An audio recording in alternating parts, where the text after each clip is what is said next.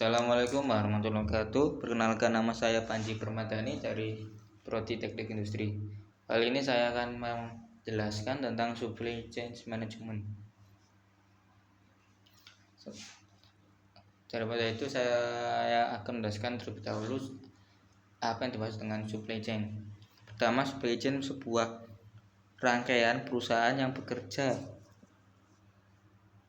sama untuk membuat dan menyalurkan sampai ke konsumen akhir.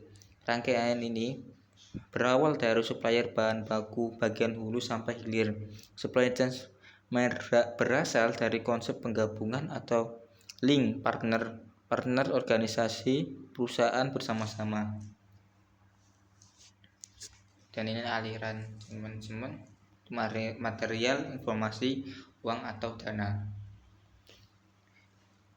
Dan ada 3 jenis aliran pada supply chain management, antara lain yang pertama, aliran barang dan sejenisnya yang mengalir dari hulu upstream ke hilir downstream.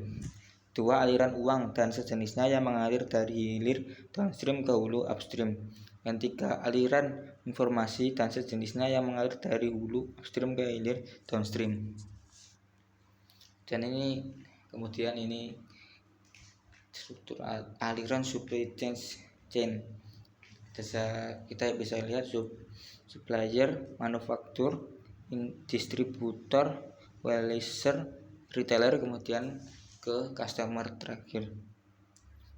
Aliran fisik yaitu material atau produk, pengembalian atau return, aliran pembayaran, uang, invoice, pricing. Aliran informasi, kapasitas, jadwal pengiriman, order, data, dan penjualan. Dan ini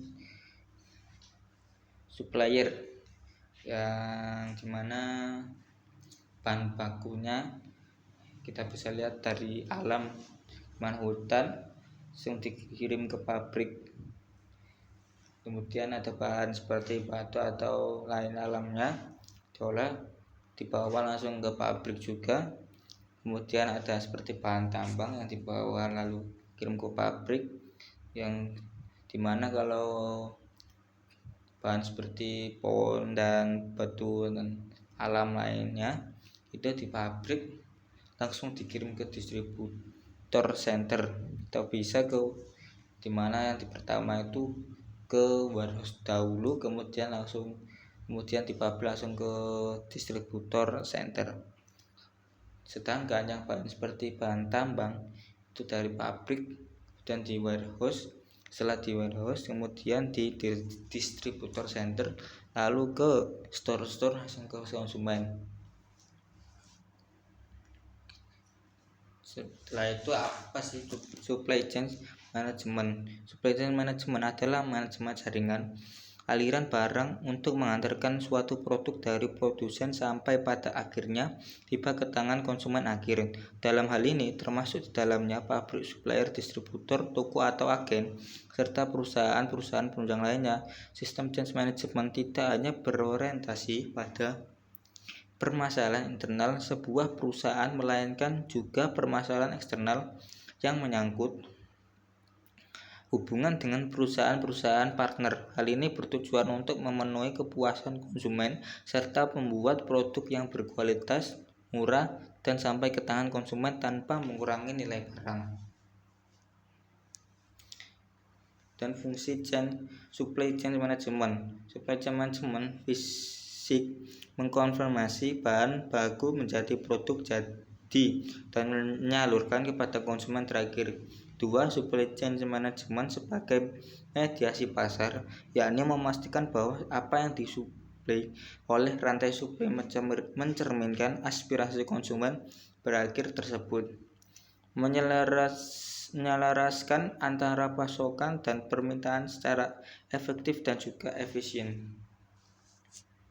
2. Tujuan utama supply chain management adalah mengelola dan mengkoordinasi supply dan demand secara efektif. Dengan demikian, masalah-masalah yang mungkin timbul di proses supply chain management bisa tertangani dengan efektif dan efisien. Berikut masalah-masalah yang biasa muncul. Yang pertama, pengadaan barang dan pengelolaan supplier. Yang kedua, manajemen hubungan dengan pelanggan atau klien. Yang ketiga, menentukan level outsourcing. Kemudian contoh supply chain management dalam perusahaan jasa.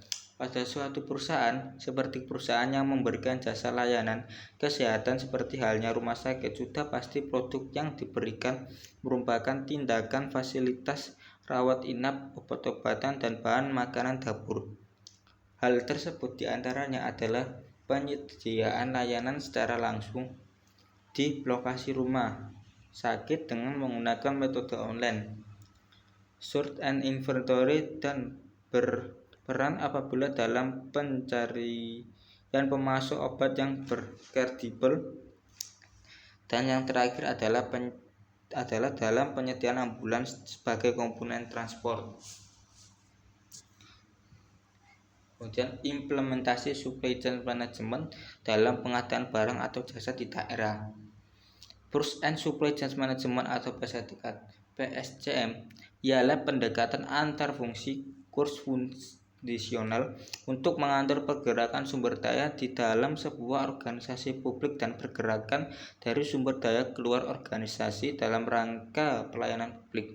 Tujuan dari PSCM atau Purchase and Supply Chain Management meningkatkan kepercayaan dan kolaborasi di antara para pihak dalam rantai suplai dan meningkatkan efisien dan efektivitas barang atau jasa dalam rangka peningkatan pelayanan publik.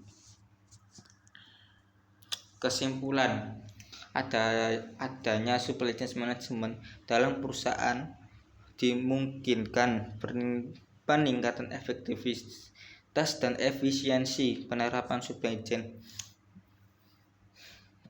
manajemen di masa seperti ini cocok diterapkan karena sistem ini memiliki kelebihan di mana mampu memanage aliran barang atau produk dalam suatu rantai suplai. Sekian dari saya. Apabila ada salah kata mohon maaf. Wassalamualaikum warahmatullahi wabarakatuh.